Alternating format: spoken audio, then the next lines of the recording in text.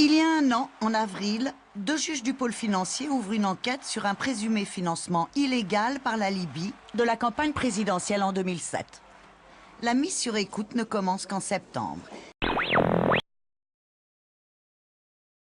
Lors de ces écoutes, ils interceptent des communications entre l'ancien président et son avocat, Thierry Herzog.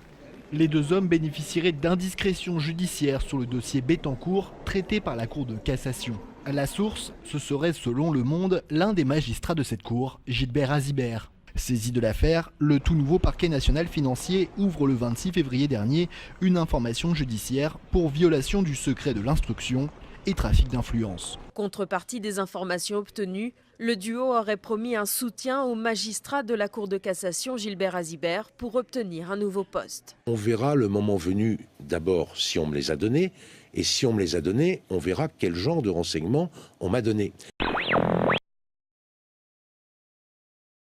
En principe, les conversations d'un avocat ne peuvent pas être écoutées sous peine de porter atteinte aux droits de la défense et ses échanges avec son client sont protégés par le secret professionnel.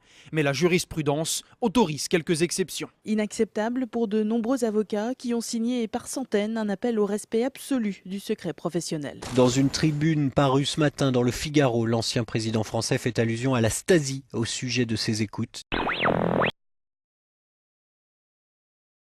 Les extraits d'écoute publiés par Mediapart ont révélé des propos tenus entre Nicolas Sarkozy et son avocat de nature à renforcer les soupçons de trafic d'influence. L'avocat de Nicolas Sarkozy est entendu dans le cadre d'une affaire pour trafic d'influence. Parallèlement, ce matin, le haut magistrat Gilbert Azibert a été interpellé. Il serait en route pour être entendu ici par les enquêteurs de Nanterre.